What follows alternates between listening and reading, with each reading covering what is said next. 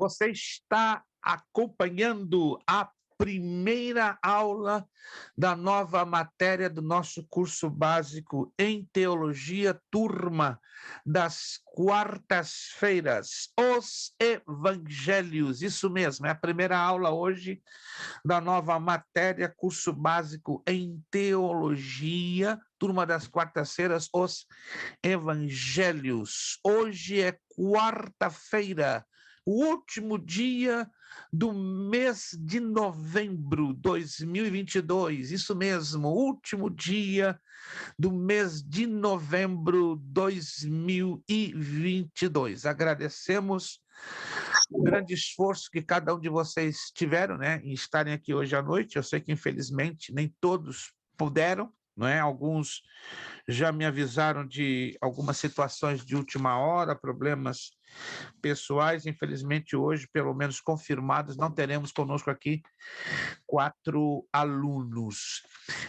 Queremos agradecer aos alunos que já puderam pagar a sua mensalidade. Lembre-se, hoje é o último dia. Se você não quer receber o avisinho de cobrança, você tem até a meia-noite de hoje.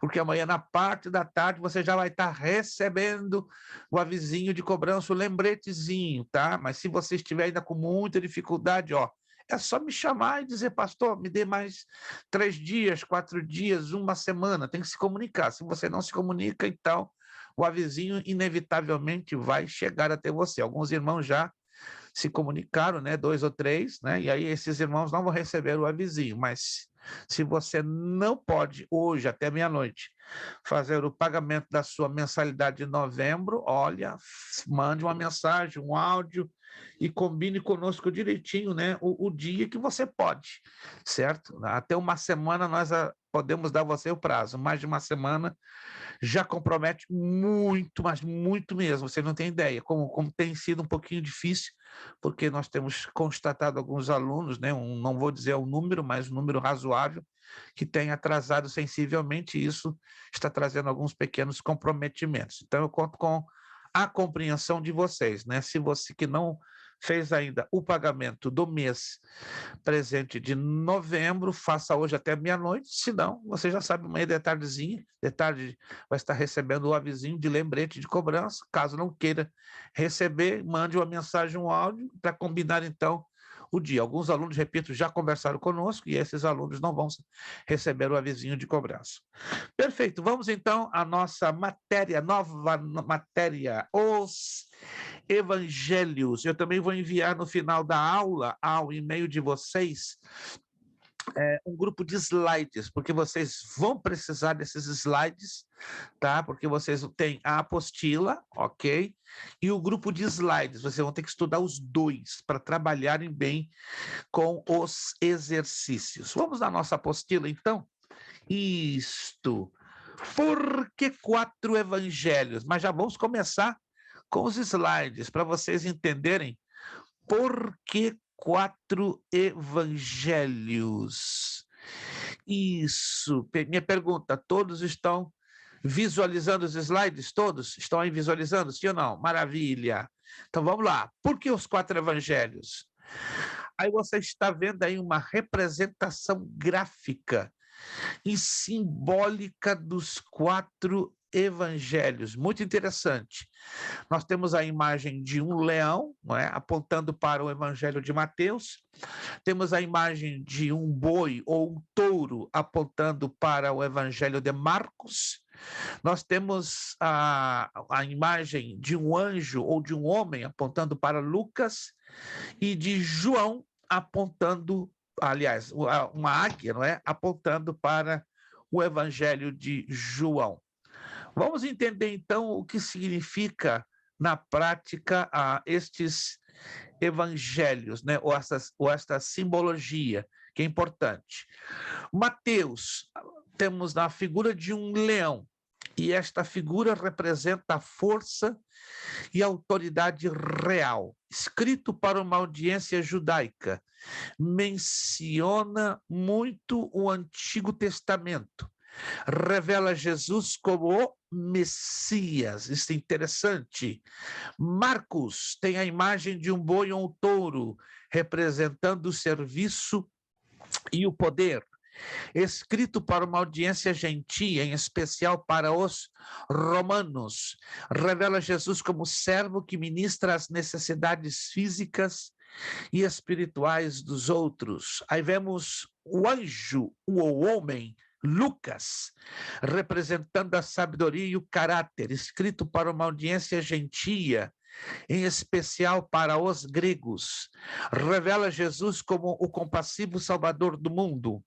E temos a águia apontando para João. E João, com a águia, representa a divindade ou deidade, escrito para uma audiência seleta, no caso, a igreja. Revela Jesus como Deus revelado ao homem através dos 7 sinais miraculosos. Vamos lá. Evangelhos. A palavra evangelho deriva do grego e é formada pela união de 2 termos. Eu, como se escreve no grego e como se pronuncia, que quer dizer boa. Angelia, como se escreve no grego e como se pronuncia, que significa mensagem, nova notícia. Podemos definir a palavra evangelho como as boas novas ou boas notícias. É interessante averiguarmos que os 4 evangelhos, dos quais 3 são chamados de sinópticos. O termo sinóptico é derivado do grego e quer dizer visão conjunta. Ele é atribuído ao conjunto dos 3 primeiros evangelhos, ou seja, Mateus, Marcos e Lucas, justamente porque nestes livros há uma semelhança ou uma visão conjunta sobre os fatos históricos. O Evangelho segundo João não é incluso no sinóptico, apesar de ser considerado um evangelho, porque sua abordagem é do ponto de vista divino de Jesus. João dá mais ênfase ao Jesus divino que ao Jesus histórico, como fazem os sinópticos. J.J. Griesbach, em sua edição do Novo Testamento grego, entre os anos 1774 e 1778, foi quem chamou os 3 evangelhos pela primeira vez de sinópticos. Por se tratar de registro dos mesmos episódios, devemos buscar as informações contidas nos 3 registros e assim teremos uma visão ampla da situação de acordo com todos os pontos de vista. Vamos, então, entrar na nossa apostila, tá? Irmão Zandro, irmão Fernanda, estão me ouvindo? Deixa eu ver se eles estão me ouvindo. Estão aí no invisível, mas eu não estou sabendo se eles estão me ouvindo. Irmão... Eu estou sim, pastor.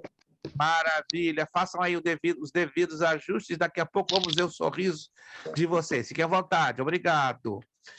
Vamos lá na apostila, gente. Por que os 4 evangelhos? Então, já demos uma entradinha, ok? Uma introdução. Mateus, escrito para os judeus. É importante deixar claro que era muito comum nos tempos do Novo Testamento, devido à dominação romana sobre a Palestina, judeus terem nomes duplos, ou seja, nomes hebraicos, hebreus, ou nomes romanos. Mas esses nomes romanos eram atribuídos a hebreus ou judeus que ganhavam um status especial no meio da sociedade da Palestina ou dentro do Império Romano. O caso de Mateus. Mateus era um judeu, um hebreu, e foi contratado pelo Império Romano para trabalhar como coletor de impostos, ou seja, publicano. Isso era considerado uma traição ao povo de Israel, porque Roma, não é, era o império que dominava e, consequentemente, era o inimigo de Israel.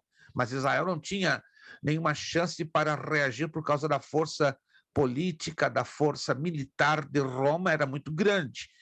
Nesses casos, quando o Império Romano contratava judeus para serem seus empregados, lhes era facultada, lhes era concedido, né, um bônus, ou um presente, um prêmio, que era, não é, a cidadania romana. Esta é a razão que Levi, originalmente em hebraico, ganha também o nome de Mateus, que é o nome latino, o nome romano, entende? Então, para você entender que o nome original deste que conhecemos como Mateus era Levi. Então, Levi havia sido um publicano, judeu que servia ao Império Romano, cobrando impostos dos seus compatriotas. Que situação difícil, né? Para Mateus ou para Levi. Passou a ser chamado Mateus, de acordo com Mateus 9:9, forma abreviada de Matatias, presente de Deus, porque isto era importante para sua nova identidade de redimido, ao mesmo tempo reafirmava que ele era parte do povo de Deus, ou seja, o nome Matatias, né? Que na verdade depois foi levado para Mateus. Quando chamado, abandonou tudo para seguir o mestre, que era uma coisa louca, né? Como publicano, Mateus ganhava muito, mas muito, não era pouquinho, não. Alguns historiadores e arqueólogos acreditam que, baseado nos valores que eram pagos aos publicanos na época, provavelmente Mateus era um dos privilegiados que ganhariam em torno de 34 a 40 mil dólares mensais em moeda de hoje, 650 ciclos de ouro. Então, o bichinho era bem adinheirado, ó, tinha uma boa posição social, financeira, mas quando Jesus chama Mateus, né, ele deixa lá os seus 30 mil por mês, seus 40 mil, porque ele chegou à conclusão que o chamado do mestre tinha muito mais peso do que servir ao Império Romano. O foco do Evangelho de Mateus, observe isso que interessante, é apresentar os ensinos de Jesus. Se você já leu os 4 evangelhos, Mateus, Marcos, Lucas e João, preste atenção. Mateus chama muito a atenção por causa dos ensinos de Jesus. Você vai encontrar também os ensinos de Jesus em Marcos, em Lucas, em João, mas não com tanta profundidade, ok? E não com tanta frequência. Acontece muito a questão do ensino. E vemos aqui 2 exemplos enormes, ou pelo menos 3.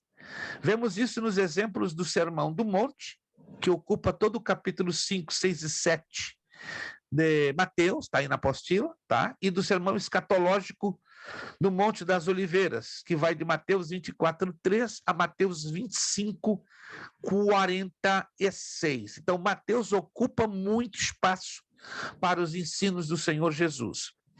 Vários elementos dentro do Evangelho de Mateus confirmam ter sido escrito para os judeus. Então, entenda e anote isso. Mateus foi escrito com o endereço certo. E esse endereço certo era o povo de Israel, aos judeus. Por isso que é totalmente normal encontrarmos uma linguagem bem diferenciada em comparação aos demais 3 evangelhos, tá? Se você ler com muita atenção, né? Quem já conseguiu ler os 4 evangelhos completamente, totalmente? Alguém já conseguiu? Não é um grande conteúdo, né? Vamos lá. Hoje eu tomei um café fora de hora e deu um branco na minha mente. Vamos ver se alguém me ajuda aí. Sem olhar na Bíblia, sem olhar na apostila, Mateus contém quantos capítulos? Abram o áudio e qualquer um de vocês pode me responder. Mateus. 28. Quanto? 28. 28, maravilha. A irmã Jennifer está ligada, ela já está lendo com força. Marcos. Alguém pode abrir o áudio e me dizer quantos capítulos? 16. 16, perfeito. Lucas, podia ser o Lucas, né? Responder essa. Se eu não estou enganado, eu acho que é 24. 24. Se o Lucas não souber o Evangelho de Lucas, meu Deus, aí, Lucas, desista da vida. Eu lembro porque foi minha segunda mensagem, o caminho de Emaús. Não dá para esquecer. Gostei dessa, Lucas. Gostei. Quero ver essa mensagem pregada por ti um dia. Vamos lá. E o Evangelho de João? Quantos capítulos? É 21, não? 21. Então, tenha isso na sua memória. Mateus 28, Marcos 16, Lucas 24 e João 21 capítulos. Mas o nosso foco agora é Mateus, não é? E temos pelo menos 3 razões ou 3 evidências internas que nos deixam claro que Mateus foi destinado, a linguagem, o objetivo, o alvo da redação do Evangelho de Mateus, definitivamente, foi aos judeus. Por quê? Número 1, dos 4 evangelhos, só Mateus, olha que coisa curiosa, só Mateus utiliza a expressão reino dos céus, onde outros dizem reino de Deus. Isto é significativo, porque no judaísmo há um grande cuidado no nome do uso Deus. Eu creio que eu já falei em alguma matéria anterior, em alguma aula, os judeus não costumam pronunciar o nome Deus quando está escrito, que é Yahweh. Eles não pronunciam pelo respeito, pela reverência deste nome, por causa da perda da correta pronúncia ao longo dos séculos, porque eles estão muito agarrados ao que está em Deuteronômio, Êxodo, desculpe, capítulo 20, versículo 4, não tomarás o nome do Senhor teu Deus em vão. Então eles levam muito a sério este mandamento. Então, quando eles leem o nome Yahweh, ouvem o nome Yahweh, eles não pronunciam, eles substituem por Adonai, entende? Ou por Elohim. E de sorte que dentro do Evangelho de Mateus, a expressão reino dos céus, ela é melhor aceita pelos judeus do que reino de Deus, porque pode causar esse conflito pela grande santidade que eles entendem no nome do próprio Deus. Só tem 4 versículos, porque que são, no caso, a exceção, dentro do Evangelho de Mateus, onde lemos a expressão o reino de Deus, mas são exceções, não é uma regra. Está lá em Mateus 12, 28, Mateus 19, 24, Mateus 21, 31 e 43. A palavra reino, só para vocês terem uma ideia, ligada com os céus, aparece 55 vezes. Então, esta é a razão que o Evangelho de Mateus é chamado o Evangelho do Reino, não é? O Evangelho do Reino. Está bem claro lá em Mateus 24, 14. E este Evangelho do Reino será pregado a todas as nações. Então virá o fim. Ou seja, este evangelho aí tem cunho escatológico, pelo menos dentro do capítulo 24. E aí, por os pregadores, na sua grande maioria, não terem uma profundidade na matéria de escatologia, é lógico que eles vão pegar ao pé da letra, né? Não, Jesus só poderá vir depois que o evangelho tiver sido pregado em todo o mundo, mas eles esquecem que existem também o evangelho da graça, Atos capítulo 20, verso 24, e o evangelho eterno, Apocalipse capítulo 14, versos 6 e 7. Ou seja, os pregadores, na maioria, se esquecem que o evangelho de Cristo é dividido em 3 tempos de atuação ou de ação. Anotaram aí a razão do porquê Evangelho do Reino. E este evangelho será pregado o quê? Na grande tribulação pelos judeus. Mas Jesus, com o evangelho de Mateus, já traça a trajetória, não é verdade? Do reino dos céus e do evangelho do reino, que seria pregado de forma plena, ou vai ser pregado, né? De forma plena no período da tribulação. Perfeito? Alguma pergunta, alguma dúvida? Sim, pastor. Gilberto, perfeito. Sobre qual é o versículo que o senhor falou que o judeu não pronuncia o nome de Deus? Êxodo capítulo 20, versículo 4. outro. Não tomarás o nome do Senhor teu Deus em vão. Êxodo capítulo 20, versículo 4. Número 2, qual é a evidência? A evidência número 2, que concluímos que o evangelho de Mateus foi escrito para os judeus. Este evangelho começa com a genealogia de Abraão até Davi, e deste até Jesus. E também é o que mais usa a expressão filho de Davi. Olha que interessante. O cego de Jericó, lembram-se? Bartimeu. Jesus, filho de Davi, tem misericórdia de mim. Quem se lembra? Quem se lembra desse episódio no livro? É só Mateus que registra isso. Oh, filho de Davi. Entendam isso. Não está querendo dizer que Jesus Cristo era filho direto de Davi. Não. Nós temos que ter muito cuidado com a interpretação deste e de outros textos. Esse texto está querendo nos ensinar que Jesus era descendente da família de Davi. E por quê? Vamos lá. Alguém se lembra?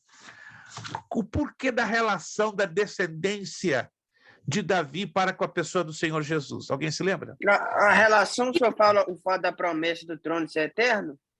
Ou o senhor fala da adoção dele por pai de José? É uma delas, mas aí tem uma parte já humana, genética, que liga por Davi parte a de Jesus. José, né? José. A casa de José. A tribo de Judá. A tribo de Judá. Isso, a tribo de... Anote, essa é a ligação, não apenas no sentido profético. Claro que profeticamente entendemos que Davi aponta diretamente para Jesus, mas no sentido genético, humano, é em função de que ambos estão ligados o quê? Pela tribo de Judá. Oh, e é interessante que a tribo de Judá não apenas está do lado de José, mas está também do lado de Maria, que não é uma coincidência, foi uma coisa fantástica, né? Se você olhar a genealogia de Mateus e de Lucas, lá atrás, a tribo de Judá estava assim, ó, distante, bem distante, ou seja, Maria e José. Mas depois do cativeiro babilônico, o improvável acontece. Como assim o improvável? Lembra-se, só para você entender um pouquinho, no cativeiro babilônico, as famílias, as tribos, ó, se misturaram. Como é que é? Eu creio que vocês sabiam disso. Antes do cativeiro babilônico era mandamento. Tribo tinha que se casar dentro da tribo, ou seja, as pessoas de Benjamim tinham que se casar dentro de Benjamim, de Naftali dentro de Naftali, de Zacá de Zacá, de Zebulon, Zebulon, de Judá de Judá. Alguém se lembra disso? Era lei, isso fazia parte da lei, né? Era uma infelicidade como uma menina da tribo de Zacá, entende? Se apaixonasse por um guri lá de Benjamim, dava zebra. Era problema, porque era contra a lei. Então, como é que ficava? Corações partidos, famílias destruídas, porque era lei. Agora, preste atenção, essa lei ela é sistematicamente quebrada. Quando? No cativeiro, quando Judá é levado para a Babilônia. Começa primeiro quando Israel é levado de Samaria para a Síria, em 722. Começa aí a quebra, né, dessa lei. E depois se quebra no cativeiro babilônico. Resultado, os judeus começaram a casarem de forma mista. E o improvável acontece. A tribo de Judá, do lado de Maria e do lado de José, se juntam, se unem. Mas não é suposto isso acontecer, mas aconteceu para que se cumprisse a Escritura, né? Porque Jesus seria dos dois lados, não de um só lado, dos dois, descendente de Davi. Embora na ortodoxia, no tradicionalismo religioso judaico, a validade recai sobre a mulher, porque a semente está com a mulher, não com o homem. Isso é assim até hoje. O verdadeiro judeu tem que provar que ele é da parte de mãe. Filho de mãe judia. Exato. Esse é o problema que eu tenho com os religiosos judaicos, porque eu sou do lado de pai, Mas se eu sou, meu pai foi, meu avô foi, meu bisavô foi, mas e agora? Como é que eu posso provar o contrário? Mas eu não sou do lado de mãe, eu sou do lado de pai. Oh, mas para a religião judaica, eu não sou nada, eu não sou ninguém. Estranho, né? Por isso que em algumas sinagogas, as sinagogas ortodoxas, a primeira coisa que ele me pergunta, você é da parte do pai ou do filho? Ou da mãe? Do pai, não entra. Aí fecha na minha cara. Ah, é um negócio bem interessante mesmo, é chocante, choca um pouco, entendeu? Eu só tenho acesso a sinagogas liberais, né, ou messiânicas que não tem esse problema, pode aceitar do lado de pai, do lado da mãe, mas se é uma ortodoxa, né, como chama-se uma racídica, chama-se racídica nos dias de hoje, esquece, você tem que ser do lado de mãe, do contrário... Por Sim, isso que irmã fala o pastor que Jesus veio de Maria no Evangelho de Mateus e no de Lucas já não fala, né? Exatissimamente. Porque a ênfase de Mateus é mostrar definitivamente aos judeus que Jesus era filho de Davi, era o prometido Messias para Israel e tinha todo o direito de herdar o trono de Judá. Uau, isso é fantástico. Que Mateus puxa a genealogia de Maria e Lucas o José. Nossa, massa, hein? Exatissimamente. Mas o mais curioso é que também José, lá no meio do cativeiro babilônico, puxa para a tribo de Judá. Mas para o judeu a validade está em Mateus e não em Lucas. O judeu não considera a genealogia de Jesus de Lucas, mas considera o quê? Em Mateus. Por isso que Mateus se esforçou em mostrar com todas as evidências que Jesus definitivamente era o Messias, filho de Davi, da tribo de Judá. Vamos lá. Que significava ser judeu, ele o Cristo. Então é interessante a gente se lembrar que a palavra Cristo quer dizer ser ungido, que é a mesma palavra Messias. Messias no hebraico. Cristo no grego. Se quiser anotar, é interessante, tá? Messias no hebraico, Cristo no grego. E ambas as palavras significam ungido. O nome de nosso Salvador é Jesus Cristo, Jesus Salvador, Cristo ungido. No hebraico, Yoshua Hamashia, Salvador ungido, tá?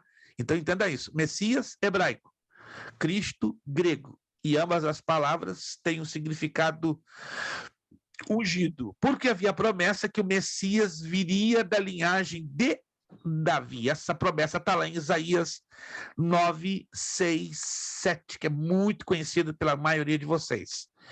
Terceira evidência que Mateus deixa clarinho, que definitivamente o evangelho foi escrito para judeus. Mateus contém 12, olha que interessante, 12, não são 11, não são 13, não são 14, não são 20, mas são 12 citações ao Velho Testamento, sempre com o verbo cumprir, na voz passiva, né? No grego seria plerothenai. Agora, qual a importância do número 12 na Bíblia? Eu acredito que eu já falei um pouquinho sobre o significado espiritual dos números, se alguém se lembra. Se alguém se lembrar, eu vou dar aqui 50 pontinhos. Aliança, governo perfeito, simbologia do 12. Hein? Aliança, governo perfeito, simbologia do número 12. Ô, papai do céu, essa é a irmã Angélica Bonjour. Ontem foi o irmão Leandro Bonjour que deu Bonjour. Hoje é a irmã Angélica. A irmã Angélica já começa arrancando com 50. Ela nem piscou, gente. Não sei se vocês perceberam. Assistam o vídeo, ela respondeu assim, ó, com os olhinhos bem abertos. Não piscou. Parabéns, irmã Angélica. A irmã Angélica está começando com a temporada... 50 pontinhos, parabéns, continuem assim. Se a senhora continuar assim como os demais, eu vou querer isentar 3 alunos desta provinha da matéria Evangelho, tá? Essa é a proposta que eu quero fazer a vocês. Quero isentar 3 de vocês, 3. Vamos lá. se vocês lerem, estudarem bonitinho a apostila, respondendo as perguntas, eu não vou ter problema de isentar. Começou a corrida com a irmã Angélica, vamos lá, daqui a pouco entra o Jobé, aí vai passando para o lado, cai Lucas joga a bola bata no peito, joga para a cabeça da pastora Darlete, gol! Eu tenho certeza que vai sair daqui os 3. Estamos em ritmo de Copa, gente. O que é isso? Estamos em ritmo de Copa. Vamos ver o que vai sair disso aí, né? Eu acredito que vai dar uns golaços aí bonitos. Vamos lá, graças a Deus. Vamos lá. Entenderam? Então, o número 12 é o número da aliança, é o número do governo perfeito. Então, não poderia ser diferente que Mateus não pudesse citar o número 12, né? Porque esse número está ligado com o governo do Messias, que vai ser o governo perfeito. Isto foi extremamente importante para que os judeus enxergassem a realidade espiritual do advento do Messias. Lembram-se o significado do nome Messias? Vamos lá, eu falei agora há pouco. Significado do nome Messias. Salvador ungido. Ungido. Só Messias, sozinho, Messias. Ungido. Ungido. Jesus que é Salvador. Messias, que não tem nada com o presidente Bolsonaro, né? Nada contra, mas é ungido. Vamos lá, virando a página. Esse evangelho de Mateus tem coisa interessante, ó. Outra abordagem sobre Mateus, esta feita por Silman, aponta no mesmo sentido. O Evangelho de Mateus concentra-se no diálogo com os judeus e é perceptível nas 5 linhas mestra de sua narrativa. Muita atenção aqui. Número 1. Jesus cumpriu as escrituras de Israel. Em outras palavras, todas as profecias, que são mais de 400 no Antigo Testamento, ligadas à nação de Israel, ou seja, o Messias de Israel, Jesus veio e pôde cumpri-las. Número 2, incorporou a lei e a sabedoria, trazendo revelação melhor que a lei. Outra coisa que ninguém havia feito e Jesus fez. 3, apresentou sua identidade como novo e maior Moisés. Meu Deus, peraí. Aí agora deu um nozinho na cabeça. Como assim? Jesus veio e se apresentou, não é? A sua identidade como o novo e maior Moisés. Por quê? Aonde lemos isso na Bíblia? Tem alguma coisa na Escritura que reforce essa frase que está aí no número 3? Aonde está? Aí, Sermão da Montanha. Sermão da Montanha, ele reafirma isso em várias frases. A lei, eu, porém, vos digo. Eu, porém, vos digo. A lei diz olho por olho, dente por dente. Eu, porém, vos digo. Não, excelente. Aí a consequência, correto, Lucas, está certíssima. Mas eu me refiro ao seguinte. Lemos em algum lugar na Bíblia, preste atenção na pergunta, lemos em algum lugar na Bíblia que prove que Jesus foi, de fato, maior do que Moisés? Lemos em algum lugar na Bíblia isto? Hebreus ou alguma coisa, pastor? Não. Está um pouquinho longe. Vou dar um tempinho para vocês se lembrarem que eu quero dar ponto.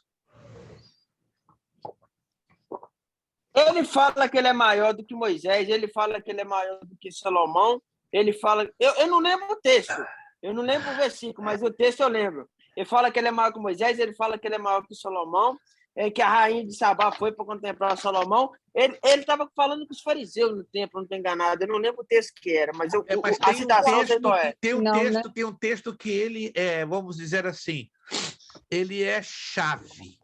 Tem vários semelhantes, mas tem um que fecha tudo. E já dou a dica, está lá no Antigo Testamento. Não, tá bom. Está lá no Antigo Testamento. Aquele que Moisés disse, tiver um profeta maior que eu, né? Não, mas Ó, irmã Angélica, olha, hoje ela subiu um monte e desceu com força.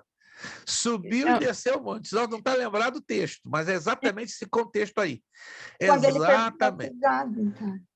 Deuteronômio, capítulo 18, versículo 15. Vamos lá? Rapaz, irmã Angélica desceu do monte. Ela está hoje quente. Graças, não estou dizendo que ela nunca esteve. Deuteronômio, capítulo 18, Versículo 15, anote, procure não se esquecer disso aí, ó. O Senhor teu Deus te suscitará um profeta no meio de ti e de teus irmãos, semelhante a mim, a ele ouvirás. Versículo 18. Suscitar-lhes-ei um profeta do meio de seus irmãos, semelhante a ti. Mas aí o Senhor agora que responde, né? Então o Senhor me disse, falaram bem aquilo que disseram. Suscitar-lhes-ei um profeta do meio de seus irmãos, semelhante a ti, em cuja boca porei as minhas palavras, e ele lhes falará tudo o que eu lhes ordenar.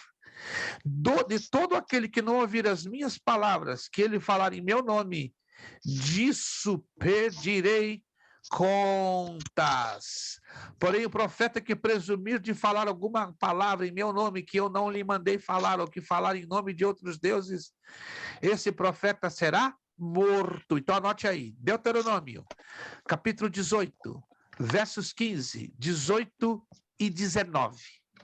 Aí está falando perfeitamente de quem? Do Senhor Jesus Cristo. Então Moisés recebe a revelação e Deus dá essa revelação diretamente a Moisés. Ok? Então essa é a razão ali do número 3, que apresentou sua identidade como novo e maior Moisés. Número 4, o filho messiânico de Davi e o filho de Deus, aquele que é nascido rei dos judeus. Anote aí. A expressão messiânico está ligado com Messias, concordam? Mas Messias basicamente está apontando para o caráter do reino de Cristo sobre a terra, quando ele será Senhor de senhores e Rei de reis no governo de 1000 anos. Então anote aí. Quando fala filho messiânico, está falando do caráter do reino de Jesus na terra no período de 1000 anos, no período do milênio. Procure não se esquecer disso, é muito importante. Todas as vezes que você lê ou na Bíblia, ou numa apostila, ou num livro de teologia que usa essa expressão, filho messiânico ou caráter messiânico, está falando o quê? Do posicionamento de Jesus como rei de toda a terra, no seu governo de 1000 anos. Anotaram? Importante isso. Número 5, personificou Israel. Jesus era o que o Israel deveria ter sido. Deus fez um plano, estabeleceu um plano para a nação de Israel, mas Israel fracassou no meio do caminho. Mas Jesus encarnou, personificou todo o projeto do Pai sobre a nação de Israel. Essas 5 linhas que nós lemos aí na apostila, eu extraí do livro Teologia do Novo Testamento, uma abordagem canônica e sintética de Frank Thielman. Se você gosta de entrar na profundidade do Novo Testamento, está aí um livrão, mas um livrão que você não vai se arrepender. Ele não é muito grosso, tem uma linguagem muito gostosa, tá? E dá uma profundidade que vocês não têm ideia, tá? Recomendo. Tá? Se há interesse, eu posso postar o local, né, que é Gerezinho Books, edições CPAD, em Boston, e vocês podem adquiri-lo a um preço bem razoável, e vai ajudar bastante vocês entrarem, ó, na profundidade. Eu vou fazer a postagem tanto do livro, como também dos endereços, caso haja interesse. Ok, continuando. Por outro lado, como em todo o Novo Testamento, há também o desmerecimento do povo de Israel, porque, tendo sido escolhido o povo da promessa, tornou-se reprovável. Por quê? O Evangelho de João já diz que Jesus seria rejeitado pelos judeus. A Carta aos Romanos, se você quiser anotar aí, anote o capítulo 11. Carta aos Romanos, capítulo 11. Ali você vai entender o porquê da rejeição da nação de Israel sobre Jesus. É claro que o Pai Celestial já sabia que esta rejeição aconteceria. Ele já sabia. Então, tudo estava no plano de Deus. A rejeição dos judeus a Jesus deu espaço para quê? Para que os gentios entrassem no plano da salvação, posto que a Escritura diz que a salvação vem, ou veio para os judeus. Jesus veio buscar as ovelhas perdidas da casa de Israel. Mas vamos ver isso aqui, ó. Vamos ver as 3 razões por que o Jesus, à luz de Mateus, se tornou reprovável para os judeus. Número 1, contra o judaísmo, Mateus capítulo 23 é um veemente desabafo do mestre contra os líderes judaicos da época e da sua falsa religiosidade. Então Jesus dá pesado, manda pesado mesmo, né? Ai de vós, escribas e fariseus hipócritas. Vai hoje alguém assumir um púlpito e dizer isso. Ai de vós, pastores, evangelistas, presbíteros, hipócritas, sem vergonhas. Toma vergonha na cara. Rapaz, dá problema. Eu já vi um pregador muito cheio da graça, lá do púlpito, olha, como diz, descer o chicote. Mas foi um negócio assim que chocou. Claro, se hoje um pregador usa esse tipo de linguajar, ele vai ser apedrejado, vai ser criticado, vai ser chamado de mal educado e daí para baixo. Mas Jesus não poupou a língua, não. Escribas, fariseus hipócritas, porque o negócio era extremo, entendeu? Tá faltando Joões Batistas, né, nos dias de hoje, né? Que João Batista foi perigoso, né? Raça de víbora. Mas era comum, porque era um povo tão duro, conhecia a palavra, mas não conhecia o amor, não conhecia a prática da palavra, né? Irmãos, o problema é que hoje nós vemos muitas pessoas querendo ser mais santas do que Deus. Que isso? Não tem de ser mais santo do que Deus, não, que não funciona, não. Como diz o carioca, dá ruim. Não tente ser mais santo do que Deus. Seja santo, não mais do que Deus, em muito menos santos. Número 2. Mateus também afirma categoricamente. Perdão, rapidinho. Só sem problema, interrompa à vontade. Quando o Jobé interrompe, ó, é Deus no mundo, é Deus falando conosco. Olha lá. O problema hoje é o tal do politicamente correto. Você, para poder não ofender ou falar a verdade para a pessoa, você fica dando rodeios. Porque se eu falar, eu posso ofender, eu posso não sei o quê, aí, sabe que é o crente dodói, é o crente machucado, que você não pode falar com ele, fulano me magoou. É o politicamente correto, aí você não vê mais ninguém falando isso, raça de víboras. Não sei se o irmão Jobé e os irmãos sabem, tem igrejas aqui nos Estados Unidos, os pastores proibiram já falar de pecado no púlpito. Não sei se vocês sabem disso. Tem igrejas aqui na América, igrejas brasileiras, não estou falando de igrejas americanas, não, que quando um pregador começa a falar de pecado no púlpito, corta o som. É interessante o negócio. Ou seja, a palavra não pode ser usada para confrontar. Não pode. Ah, peraí, então tem uma coisa errada. Até onde entendemos, o evangelho veio para fazer isso aqui, ó. Sério, irmãos, o evangelho veio, ó. Ou o evangelho não te confrontou alguns anos atrás? Seja sincero, o evangelho não veio, ó, em cima de você, em cima dos seus erros, dos seus pecados, das suas fraquezas. Ou o evangelho também não me confrontou? Irmãos, eu não nasci em berço evangélico, não estive no mundo, mas eu falo com muita modéstia e humildade. Nasci dentro do judaísmo. Rapaz, mas quando Jesus teve um encontro comigo, foi um negócio pesado, porque eu já tinha noção da Torá, da lei. Aí, quando eu comecei a ver Jesus dentro da lei, rapaz, o negócio, ó, pum, foi forte. Falei, opa, o que é isso? É o Messias que está falando comigo? Dói mais do que num católico. Eu garanto a você, dói mais do que no muçulmano. Dói mais do que no macumbeiro. No judeu dói muito mais. Sabe por quê? Porque o judeu carrega uma herança de orgulho. Ele pensa que já por ter sido chamado por Deus, ele já está automaticamente salvo. Pensa nisso, isso é muito sério.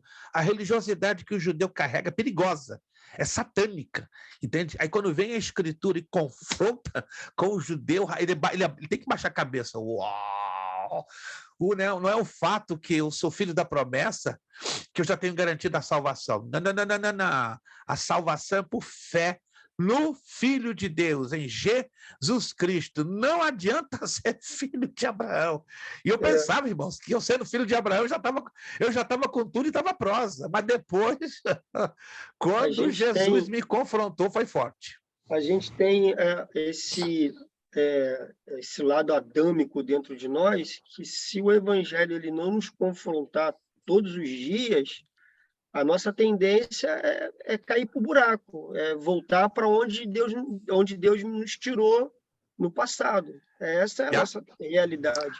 Então, o evangelho, se ele não confronta, se você não escuta uma palavra dura, se você não lê a sua Bíblia e não se sentir confrontado com esse evangelho, pode desconfiar, porque você já está longe dele há muito tempo. Não, aí tem um negócio errado, né? Aí, meu Deus, só Jesus para ter misericórdia. Mas que Deus nos ajude, né? Como disse o Gilberto, a termos humildade para aceitarmos todos os dias nas nossas vidas a confrontação deste livro, porque é para o nosso bem, é para a nossa saúde espiritual, para a nossa transformação, para a nossa salvação. Número 2. Mateus também afirma categoricamente que os gentios salvos substituirão os judeus no reino dos céus. Olha que interessante.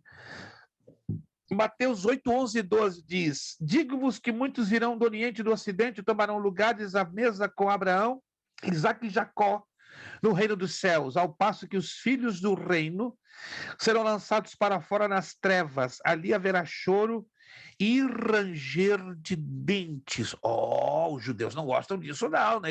Eles acham que são exclusivos, que a salvação veio somente para eles. De forma nenhuma. E por ele ser chamado escolhido, eles acham que a salvação para eles é, tipo assim, é completa. Eles fazem o sacrifício e pronto. Eles já são salvos. Exato, eles consideram como uma herança automática. Mas não é.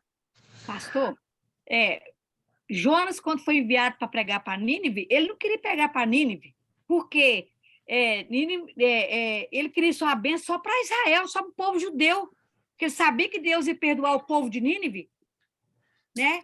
Essa é uma razão. Corretíssimo, pastor Darlete. Essa é uma, mas não é única. Tem duas razões. A primeira é essa mesmo. A primeira é essa mesmo. Uma razão que eles pensam que só eles que vão ser salvos. Perfeito. Essa foi a primeira razão. Perfeitíssimo, pastora. Vou lhe dar, então, 30 pontos, só porque a senhora me abriu a primeira. Agora, tinha que abrir as duas. Então, não, eu não vou ser injusto, não, gente. Eu vou começar a distribuir pontos. A pastora Darlete já está pegando aqui 30 pontinhos. Se lá na frente ela completar a frase, aí o negócio fica bonito. A segunda razão porque Jonas não quis pregar a palavra de salvação a Nínive, anote aí. Você vai descobrir isso quando você estudar o contexto histórico. Os ninivitas, eles pertenciam a uma nação chamada Assíria, não Síria, que tem Síria com S-I e tem Assíria com A maiúsculo 2 S.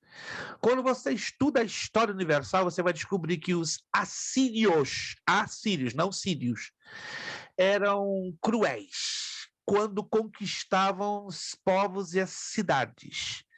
E eles eram um dos mais carniceiros inimigos daqueles tempos. Uma prática comum dos assírios era que quando eles entravam num país, numa cidade, e a subjugavam pelo poder das armas, dos exércitos, ou seja, do seu poderio militar, eles levavam cativos muitos prisioneiros, muitos, crianças, mulheres, idosos, seja lá quem era. E eles tinham uma prática sadomasoquista, ou seja, eles eram sadomasoquistas, tinham prazer de pegar os seus prisioneiros, pegar uma adaga, que seria uma faquinha pequena, bem afiada, e enterrar até a terceira camada da pele, porque nossa pele tem 3 camadas, a primeira, a segunda e a terceira. Então, aquela adaga bem fininha, ela era penetrada até a terceira camada, e eles faziam o quê? Eles levantavam a pele e como exatamente uma casca de banana, começava a descascar os seus inimigos do alto a baixo. Digamos, se o camarada começasse a ser descascado aqui, ele era descascado assim, ó. Imagine a dor e o sangramento. Isso era comum dos ninivitas e dos assírios. Essa é a segunda razão porque Jonas não queria pregar a palavra de salvação aos ninivitas, porque sabia que os ninivitas eram cruéis. Deus é Eles misericordioso mesmo, hein, pastor? Como? Deus é misericordioso mesmo. Oh, pois misericordioso não diz. Está escrito, é só você estudar a história universal que você vai descobrir. Isso deixava as nações inimigas apavoradas. Epa, aí vem os assírios. Então já sabiam que os assírios, quando chegavam para conquistar uma cidade ou uma nação, eles usavam um processo de escalpelar. Isso chama-se escalpelar. É como os índios aqui nos Estados Unidos também costumavam fazer. Pegava uma machadinha e cortava o couro cabeludo e descascava o camarada, mas só que por aqui por cima. Já os ninivitas não, eles descascavam, se começasse por aqui, terminava até a cabeça, o camarada era todo descascado. Imagina a gritaria, o sofrimento, o sangramento. Então eles foram considerados cruéis. E Jonas, pregar para aquele povo sem vergonha, cruel, aquele povo sanguinário, vai todo mundo para o pacote, não quero nem saber. Essa é a segunda razão. Mas eu estava estudando um pouco e vi que foi aí que entrou, que Deus deu oportunidade para os gentios. Exatamente. Através do perdão de Nínive. Isso. O perdão de Nínive, até o rei e os animais vestiram de saco, eles pediram perdão. Deus queria. Claro, gente. Se você quiser pregar, quando na história da Bíblia o rei na cidade e os animais jejuaram, fala sobre Nínive, fala sobre Jonas. Que lindo, gente. Aonde eu preguei sobre isso, eu preguei. Pastora, eu preciso ver essa pregação. Deus me deu, pastor, essa mensagem, mas foi lindo. Eu preciso me converter de novo para ver essa mensagem. Pastora, eu preguei na igreja essa palavra. Alguém filmou? Manda para a gente ver, a gente se alegrar, ver a senhora pregando sobre... Oh, meu Deus, isso aí é forte, isso é lindo, isso aí é maravilhoso. Deus me deu, para a glória dele. 120 mil almas. Está 120 escrito mil. lá. 120 mil almas. 120 mil. Aonde estamos hoje? Uma cidade vendo algum grande. Pregador ganhando 120 mil almas? Me diga, aonde? Está difícil. Não, e então... Jonas nem caminhou 3 dias, ele começou a caminhar um dia, o povo já arrependeu e já aceitou Jesus. 120 Olha só, mil almas. Isso não é poder de Deus, gente? Vamos ser sinceros? Vamos levar a pastora Darlete lá para Martasville, para pregar em Martasville. Todo mundo se converter em Martasville. Meu Deus, isso é possível. Isso é possível. Mas lá em Martasville tem muita gente convertida. Eu já li sobre a vida de uma pregadora na Inglaterra, que ela chegou em 2 cidades na Escócia, isso no final do século XVII para o início do século XVIII. Ela pregou 2 dias sem parar em 2 cidades. 110 mil pessoas se converteram a Jesus, mas ela ficou rouca por 49 horas falando do poder de Deus. Mas tem que ter convicção, né? Tem que ter graça de Deus. Se não tiver convicção, esquece. Vai ficar rouca e não vai dar em nada. Mas que lindo saber que Deus ainda faz essas coisas poderosas, profundas, né? Porque o poder do evangelho não mudou. Pastor Darlete, lhe dou mais 20, fechamos 50. Não, pastor Darlete. Deus, aleluia. Hoje eu ganhei também. Pastor Arlete hoje está na unção. Mais 20, pastora. Está aí com 50 pontinhos total, né? Obrigada, tá a irmã Angélica e a pastora Darlete, já 50. Estão lado a lado. Vamos ver quem vai ser o próximo. Continuamos. 9h32. Você está ligado no canal Os Evangelhos, Academia Bíblica Bereia. Essa matéria promete, gente. Vamos estudar em 6 aulas. 6 aulas. Anote aí, 6 aulas essa matéria vai mexer com a nossa fé, vai mexer com a nossa cabeça. Terceira razão, porque os judeus rejeitaram a Cristo na visão do Evangelho de Mateus, a genealogia de Mateus. Diferente de Lucas, Mateus acrescenta o nome de 4 mulheres para deixar o judeu com raiva, para deixar o judeu nervoso, para deixar o judeu contrariado. Pensa numa raça, é o meu povo, vamos falar devagarzinho, machista. Dizem que o hispano é machista, dizem que o mexicano é machista. Ah, mentira! O judeu não tem raça mais machista. Eles não admitem mulher tomar posição de governo. E quando eles leem no Evangelho de Mateus, que 4 mulheres foram acrescentadas na genealogia do Messias, epa, o que é isso? Que desonra é essa?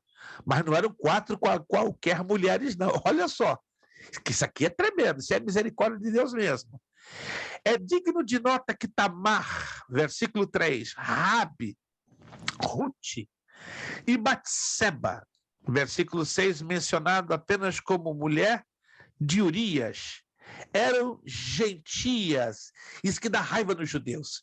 Se fossem mulheres judias, ok, dava até para passar. Mas eram gentias, eram imundas. Não é só gentia, não, pastor. É ex-prostituta. É mulher que ficou. Mulher de homem casado. Ex-prostituta, mulher que ficou como casado. E mulher sendo casada que ficou como casado. É uma bagunça ali, entendeu? Não, Jesus vai fazer assim, ó. Eu não sei em Minas, né? Que a maioria aqui dos irmãos são mineiros, com exceção do Gilberto, que é carioca, né? Eu sou do Rio, também sou carioca, sou cariúcho, né? Porque eu tive um pouquinho de criação no estado do Rio Grande do Sul, mas no Rio Grande do Sul se fala de angu de caroço. Já ouviu falar dessa expressão, angu de caroço? Isso é angu de caroço. Isso é um baita de um angu de caroço. Lá em Minas é balaio de gato. Balaio de gato. Balaio de gato no Rio Grande do Sul é sopa fria. Sopa fria, balaio. Fala balaio de gato no Rio Grande do Sul é sopa fria. Então, em Minas é outra coisa, é angu de caroço. Mas vamos lá. Ó, Tamar. Quem foi Tamar? Ela se deitou com o próprio sogro. Caramba, que negócio complicado. Raabe, prostituta. Batseba, né? Uma mulher de um general que vai lá e se entrega ao rei Davi. Então era uma, como diz Lucas, uma bagunça, um angu de caroço tremendo. E o Senhor Jesus olha para elas, o nosso Deus olha para elas e usa Mateus, aí coloca, elas estão dentro da genealogia do Messias. Que loucura, né, gente? Que loucura. Os judeus pensando, vai sair tudo limpinho, tudo bonitinho, tudo ordenado, que nada. É a misericórdia de Deus querendo dizer, ó, os gentios são imundos, os gentios não prestam, os gentios não valem nada, mas a minha misericórdia dura para sempre. Para que ninguém bata no peito e diga, fui eu fiz, eu consegui, eu conquistei. Que irmãos, que... Nenhum de nós conseguimos, conquistamos ou fazemos se não é por ele. Tem que ser por ele, por causa dele, porque tudo é por ele, é dele e para ele. Toda a glória fica para ele. Então, esquece. Se você pensa que alguém é alguma coisa, a bolinha vai murchar. Os judeus pensavam que eram muito, mas o Evangelho de Mateus deixou bem claro que é a bondade e a misericórdia de Deus. Observa bem, o nome de cada uma delas está ligado a casos de imoralidade. Uau! Elas servem para lembrar o leitor que Deus demonstrou misericórdia com os gentios indignos no passado e também que o plano de Deus não pode ser frustrado pelas falhas humanas. Outro livro que eu recomendo, gente, livraço, Teologia do Novo Testamento, de Roy Bigzuk, CPAD, página 21. Livraço. Se você quer entrar lá, mergulhar de cabeça no estudo do Novo Testamento, livrão. Isso aí, olha, é o tipo do livro que você começa, mas não consegue parar de ler. Já viu aquele livro que você começa a estar lendo? Um capítulo, 2 capítulos, tem que parar, não, você não consegue parar. Não estou exagerando, irmãos. É o tipo do livro que você começa. Alguém já teve essa experiência de começar um livro e não conseguir parar de jeito nenhum? Alguém já teve essa experiência? Não. Irmã Angélica, tem livros que são chatinhos, né? São maçantes, enjoativos, dá sono. Esse aqui não. Quando você está na metade do primeiro capítulo, você tem parafuso. O quê? Eu vou acabar esse capítulo. Quando você termina o capítulo primeiro... Gente, estou falando sério. Você tem vontade de partir para o segundo. Você está ali, está lendo quase, digamos, uns 40 minutos. E o capítulo 2 é enorme, mas você não para. Quando você termina o 2, você quer partir para o 3. Gente, eu levei 5 dias, quase que direto, só parava para dormir 2, 3 horas e continuava. Esse livro é lindo, lindo. Se você puder adquiri-lo, tá? Eu vou procurar postar a capa para você localizá-lo. Teologia do Novo Testamento, de Roy Bezuck. Ali você entra lá na profundidade do estudo do Novo Testamento. Vamos então para o nosso slide, só para dar um fortalecimento nessa temática. Isto. Bom, já falamos, né, dessa parte em particular, e agora vamos avançar um pouquinho. A cultura dos evangelhos. Muitas pessoas pensam que no tempo dos 4 evangelhos só eram falados, ou era falada uma só língua. Errado. Completamente errado. Eram 4 línguas, eram 4 línguas faladas naquela ocasião: o latim, o grego, o hebraico e o aramaico. O latim era a língua do império dominante na época, falada pelos soldados romanos e pelos romanos. Olha que interessante isso aqui.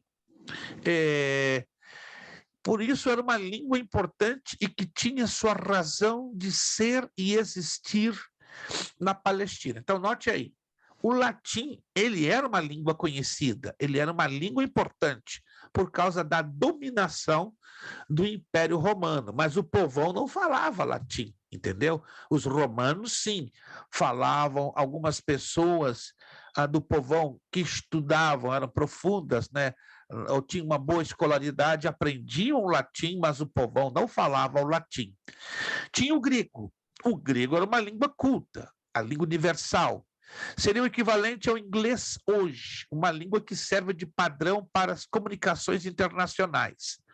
Não era a língua que a plebe falava. Quando falo de plebe, falo do povão. Então, o povão nem falava o latim e nem falava o grego, mas era uma língua muito culta, né? Como nos dias de hoje. Claro, eu e você estamos na América e, por força de necessidade, temos que aprender a falar inglês, né? E não se assuste, não, e não se sinta mal. Tem pessoas que estão aqui há 20 anos que é uma luta para falar inglês. Mas naquela época, o grego não era uma obrigatoriedade, embora era uma necessidade. Temos o hebraico. O hebraico era a língua mãe dos judeus, mais religiosa, olha essa, que popular. Ou seja, era mais usada no templo do que no dia a dia, na comunicação entre as pessoas. Então o hebraico não era falado nas ruas, mas era falado dentro da sinagoga e do templo. Ok, era uma língua de cunho religioso. Já o aramaico era a língua do povão. Todo o povão na Palestina falava o aramaico. Os judeus passaram a falá-lo após o cativeiro babilônico, quando ficaram por 70 anos no cativeiro. Então quer dizer que nos tempos do Antigo Testamento, o hebraico era o mais falado, mas nos tempos do Novo Testamento, dos 4 evangelhos, o aramaico se torna mais falado pelo povão. Havia uma cultura bem interessante, né, dentro dos 4 evangelhos, né, com algumas instituições e facções: sinédrio, sinagoga e templo. Procure não esquecer disso aqui. Isso aqui é importantíssimo. É como você estudar anatomia e memorizar aquela historinha, né? Cabeça, tronco e membro. Você lembra lá na escola? Como é que o corpo humano se dividia? Cabeça, tronco e membros. Alguém se lembra disso? Alguém se lembra? Será lá do primário, primeiro ano, segundo ano primário. A gente não pode se esquecer. Então, o cabeça, tronco e membro da cultura dos evangelhos era isso aqui, ó: sinédrio, sinagoga e templo. Qual era a diferença e as funções dessas 3 instituições? Vamos lá. Sinédrio era o concílio supremo que regia as questões religiosas dos judeus. Procurava assemelhar-se ao grupo de anciãos que fora formado por Moisés para que o ajudasse no julgamento do povo. Formado por 70 ou 71 homens, dependendo de como era feita a contagem. Não podia decretar a pena capital, isto cabia ao Império Romano. Por isso que levaram o Senhor Jesus diante de Pilatos e o representante do Império Romano, João 18:31, a maior pena que aplicavam era a quarentena de açoites menos 1. Então, deixa eu colocar aqui para vocês. O Sinédrio era como o Supremo Tribunal de Justiça, o STJ, ok? O Sinédrio tinha autoridade para julgar as causas civis dentro da nação de Israel, mas ela nunca podia pronunciar o quê? A chamada pena capital. Qual era a pena capital? A morte, a pena de morte. Isso caberia unicamente ao Império Romano. Escute essa. Você vai encontrar nas redes sociais pregadores famosos insistindo com o quê? Os judeus foram os que mataram a Jesus. Alguém já ouviu isso de algum pregador nas redes sociais? Cuidado, isso é uma falácia. O que é uma falácia? É um grave erro de distorção, é um desvio de interpretação. Os judeus não mataram a Jesus, eles provocaram a morte de Jesus, eles aprovaram a morte de Jesus, eles incitaram a morte de Jesus. Mas quem de fato matou ao Senhor Jesus foram os romanos. Anote isso, tá? Cuidado com aqueles pregadores que insistem. Não, os judeus mataram a Jesus. Eles provocaram, eles foram os provocadores, os incitadores. Mas quem gerou, quem decretou a pena de morte foram os romanos. Outro probleminha no Sinédrio. Se você estudar a fundo, vai descobrir que o Sinédrio ele funcionava de 6 da manhã às 6 da tarde, exatamente no período do dia judaico, que é composto de 12 horas. Então, abria o Sinédrio às 6 da manhã, fechava às 6 da tarde. Pastor, e a que hora Jesus foi julgado no Sinédrio? Meia-noite. À noite, estava errado. Aconteceu tudo errado. O sumo sacerdote rasgou a veste, deu os 3 passos e meio, jogou o cajado que ele não podia jogar, ele rasgou a veste, acabou o sacerdócio, que ele não podia rasgar aquela veste, Caifás não podia, que estava perdendo o sacerdócio, depois julgado à noite, tudo que tinha que acontecer errado aconteceu ali. Exato, foi a maior falácia, foi a maior, vamos dizer assim, a maior distorção jurídica da história da nação de Israel foi o julgamento de Jesus, foi a maior injustiça, né? É como hoje, né, o problema que está acontecendo no Brasil, né, com o STE, o STE tomando as cartas que deveriam estar nas mãos do Congresso Nacional e do Senado. Então, um homem, né, eu posso citar aqui, sem medo de errar, e não estamos aqui falando de política, e eu não sou político, sou apolítico, mas só para entendermos os fatos, né? Esse senhor chamado Alexandre de Moraes, falo com respeito, ele está querendo governar acima da Constituição e acima das instituições legítimas colocadas na Constituição brasileira. E o Sinédrio, naquela época, ela estava tão corrompido, que eles faziam o que queriam. Ao invés de cumprir a lei de Moisés, não, eles faziam qualquer coisa que eles davam na cabeça. Mas bastava isso aqui, ó. O que dominava era o poder e a corrupção, que isso não é coisa de hoje, é uma coisa velha. Então, o julgamento de Jesus foi a maior injustiça jurídica que vocês possam imaginar. Mas tinha que acontecer isso, não é verdade? Para que nosso Senhor fosse julgado, injustiçado, condenado, flagelado e, por fim, morto, crucificado na cruz do Calvário. Então, o plano de Deus tinha que ser cumprido, e foi cumprido de uma maneira triste, de uma maneira sádica, de uma maneira injusta, né? Então, quando hoje vemos tanta injustiça no mundo, não deve nos surpreender se fizeram isso com o Senhor Jesus. Pastor, somos melhores. José e Nicodemos fazia parte do Sinédrio também ou é do templo? Sim. Eram fariseus. Um detalhe interessante, né? Para ser membro do Sinédrio, teriam que ser saduceus ou elementos indicados pelos fariseus. Membro do Sinédrio, anote aí, isso aqui é interessante, eu não estou querendo ser polêmico, eu estou querendo trazer fatos bíblicos e históricos. Membros do Sinédrio não poderiam ser solteiros, assim como os fariseus. Fariseu nenhum podia ser solteiro, estava na lei, era prescrito na lei. Aí, quando nós lemos lá na primeira carta de Paulo aos Coríntios, capítulo 7, versículo 1, vamos ler um texto bem curioso, né? Paulo dizendo, não é bom que homem toque em mulher.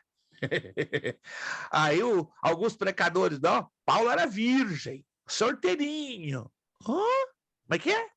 Virgem, solteirinho. Lucas se casou com ela. Mas ele era fariseu, então tem alguma coisa errada. Mas por que então ele trouxe essa declaração um pouco forte? Existem duas hipóteses, não ainda provadas, mas elas são bem aceitáveis. Primeiro, Paulo poderia ter sido viúvo, mas na sua vida de casado, claro, teve uma vida tribulada, muito tribulada. E é normal que ele ventilasse esse aspecto pessoal da vida dele. Bom que o homem não tocasse mulher. Então, a primeira hipótese, poderia ter sido viúvo. Segundo, poderia ter sido abandonado pela sua esposa. Essa segunda hipótese ela é muito melhor aceita por muitos escritores, historiadores e teólogos. Alguém me perguntou, para qual das duas o senhor se inclina? Talvez pela segunda, pelas características do texto, somente, entende? Pelas características do texto. Mas, de qualquer maneira, Paulo sofreu ou algum tipo de desilusão amorosa, ou sofreu muito no seu período de casamento. Muito, muito, muito. Tanto que Paulo, se você ler com carinho e com calma, a primeira carta de Paulo, capítulo 7, aos Coríntios, 1 de Coríntios, capítulo 7, você vai observar Paulo falando o seguinte, digo eu, não o Senhor. Já leram? Primeira carta de Coríntios, capítulo 7. Digo eu, não o Senhor. Aí depois ele muda. Agora diz o Senhor, e não eu. É como fosse um conflito, né, entre o Espírito Santo dentro dele e ele colocando o seu ponto de vista, sua, quem sabe, desilusão, sua frustração. Mas ele é sincero. Quando é ele deixa claro, só eu estou falando. Quando é o Senhor que está falando. Mas o mais lindo de tudo que Paulo deixa bem claro, ó, leve em consideração o que o Senhor está falando. Lá no finalzinho do capítulo 7, ele deixa bem claro, ó, o que o Senhor fala é palavra, é bater o martelo e acabou. Agora, o que ele, Paulo, colocava como seu ponto de vista, não tinha tanto valor quanto ao que o Senhor colocava ali para ele. Vamos voltar então aos slides para a gente fazer em 10 minutos a conclusão. Vamos lá. O Sinédrio, como eu já falei, não podia decretar a pena capital. Isso cabia ao Império Romano e, por isso, levaram o Senhor Jesus perante Pilatos, o representante do Império Romano, e a maior pena que o Sinédrio poderia aplicar era uma quarentena de açoites, menos 1, ou seja, eram 39 chibatadas, de acordo com 2 de Coríntios 11, 24. Vamos lá. As sinagogas surgiram durante o cativeiro babilônico para suprir a falta do templo que fora destruído. Olha que interessante. O templo foi destruído pelos babilônios em 586 a.C., mas as sinagogas são levantadas durante o cativeiro babilônico. Esdras e Neemias consolidam, ou seja, confirmam a importância das sinagogas. E a função das sinagogas era uma instituição com a finalidade de instruir os judeus em sua religião. Era local de ensino. Ela poderia ser constituída em qualquer lugar. Prova disso é que na maioria das cidades que Paulo visitou em suas viagens missionárias, ele encontrou uma sinagoga para que ali pregasse, né? Se você ler lá em Atos 13, 14, 17, 1, 2, as sinagogas eram locais específicos para o ensino da Torá, o ensino da lei. Aí vem o templo. lugar onde os judeus iam para oferecer sacrifício, e acabou virando lugar de comércio, e este comportamento fora condenado pelo Senhor. Então, o Senhor, vocês lembram aquele texto lá em João 2, 13 e 16? Jesus entra no templo, tá lá, tinha galinha, tinha pato, tinha todo tipo de venda. Aí Jesus ficou nervoso, pegou um chicote de couro e disse, e começou a derrubar a mesa dos cambiadores do templo, né? Não façais da casa de meu pai de um covil de ladrões, porque é casa de oração. Então, essa é a finalidade do templo. É lugar de oferecer sacrifício e oração. O templo descrito nos evangelhos era o mesmo reconstruído após o retorno do cativeiro, em 536 a.C., ou seja, o templo ele foi remodelado mais adiante pelo rei Herodes o Grande. Vamos falar um pouquinho disso mais à frente. Os fariseus, vamos conhecer as facções, ou seja, as linhas religiosas do tempo dos evangelhos, começando pelos fariseus. Eram populares, a mais influente seita da época dos evangelhos. Tanto é que Paulo, antes de sua conversão, pertencia a esta seita judaica. Dominava as sinagogas. Este era um dos motivos de Paulo ter facilidade para falar às sinagogas, porque ele era fariseu. Eram tradicionalistas e hipócritas e foram duramente criticados pelo Senhor. Mateus capítulo 23. Anote isso aqui, ó. Mais apegados à tradição oral, boca a boca, que a letra da lei. Seu nome deriva-se do hebraico farash, que quer dizer separa-se ou separados. Eram legalistas, mas acreditavam no mundo espiritual, ao contrário dos saduceus. Se você ler lá em Atos 23, 8 e Mateus 22, 23, os saduceus não acreditavam, bem interessante, né? Os saduceus não acreditavam em anjos, em demônios, e não acreditavam nem no céu e nem no inferno. Ao contrário, sim, os fariseus acreditavam no céu, no inferno, nos anjos, nos demônios e também na imortalidade da alma.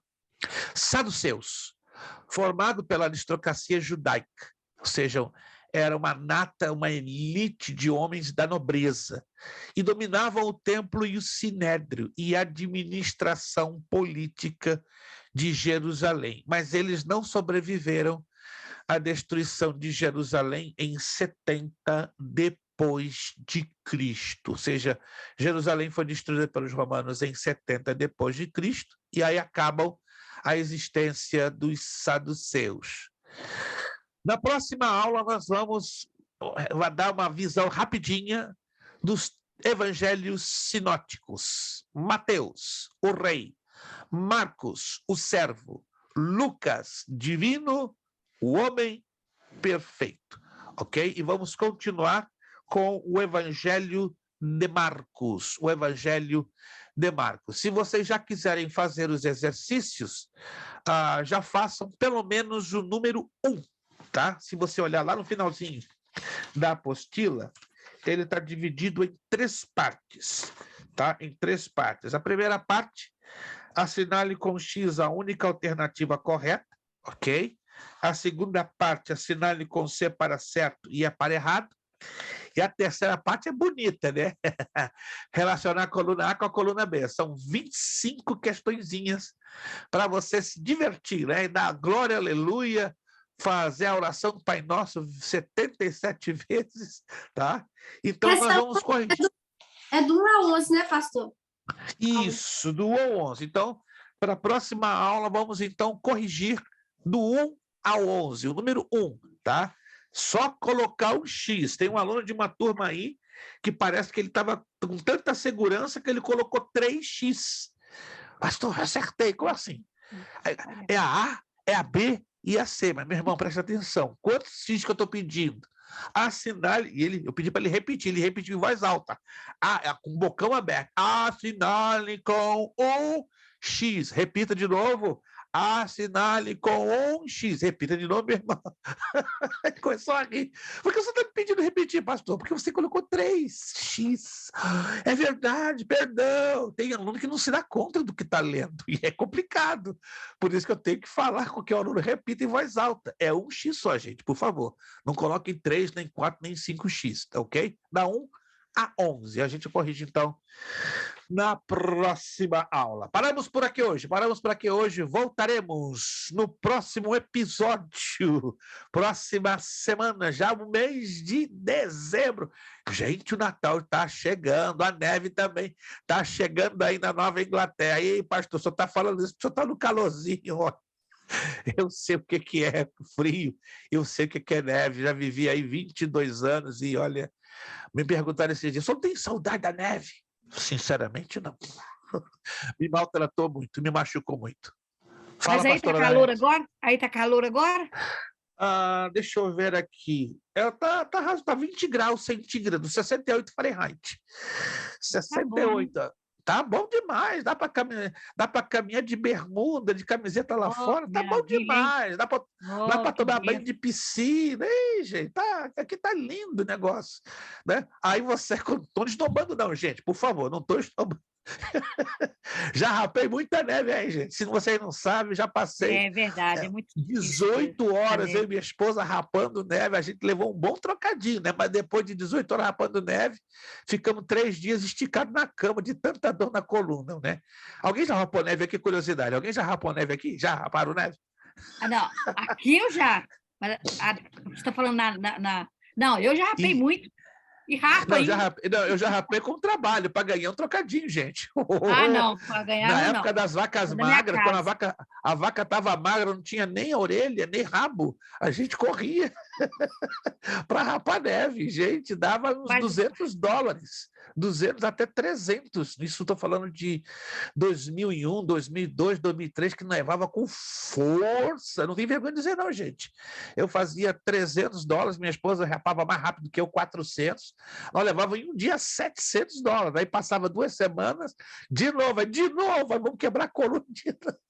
Mas eu não tenho saudade não, gente. Foi necessidade mesmo, né? Necessidade faz só pular e a gente pulou com força, né? Então, que Deus aguarde vocês e abençoe e dê forças, né? Porque eu já não tenho os 18 anos da irmã Jennifer Jackson, já não tenho os 16 do irmão Jobert, né? Para rapar.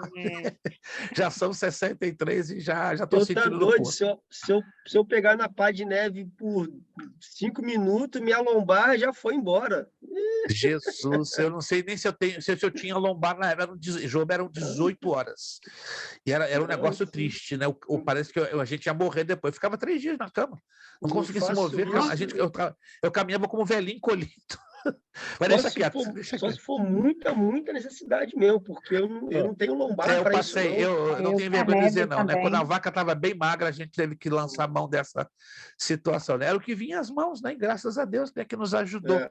no inverno, né? Como hoje, né, os irmãos que têm plow, né, essas máquinas, né, elas fazem um bom dinheirinho limpando neve. Irmãos, vamos agradecer a Deus?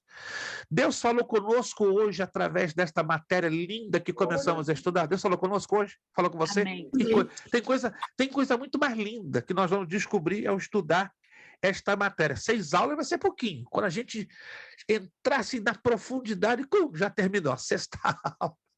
Mas eu quero parabenizar nossa pastora Darlete e também a irmã Angélica, que já começaram a arrancar, ganhando pontinho, né? E não vai parar por aí não, né? Na próxima aula, os demais irmãos que não vieram vão estar conosco e não vão entrar nessa corrida, né? Pela isenção da prova da matéria dos evangelhos. Vamos agradecer ao Senhor nosso Deus.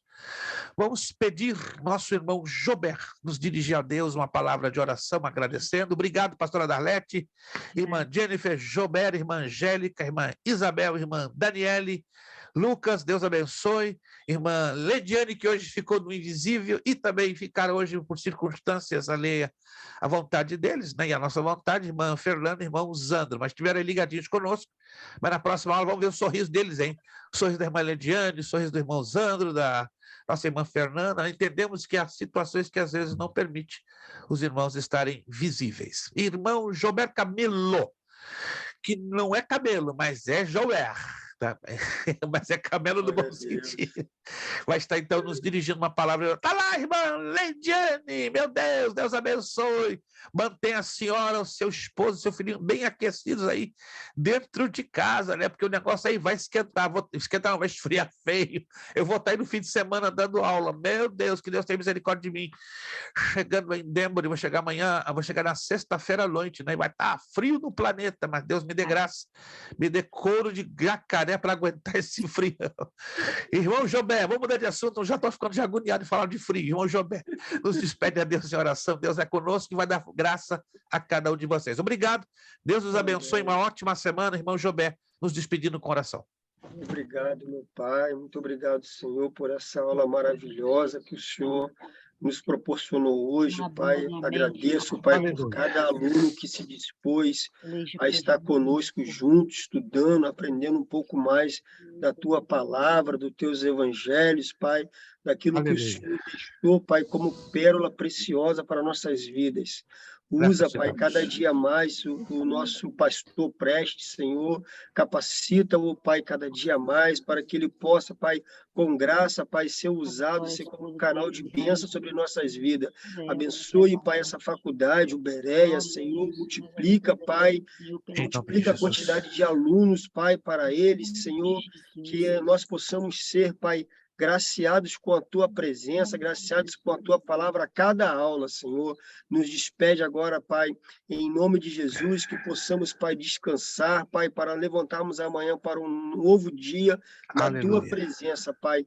Isso que eu te peço e agradeço em nome do Teu Filho amado Jesus Cristo. Amém. Amém. Amém, amém. Agradecemos mais uma vez aqueles que já fizeram seus pagamentos e aqueles que ainda não puderam fazer, se podem fazê-lo até hoje, meia-noite. Amém. Se não, amanhã já vão receber o lembretezinho, né? Com exceção daqueles que já nos avisaram de alguns probleminhas, né, que tiveram e que não poderão realizar o pagamento no dia de hoje, tá bom? Desde já agradecemos, que Deus os abençoe rico e poderosamente. Nosso lema, seriedade, Seriedade. compromisso, disciplina.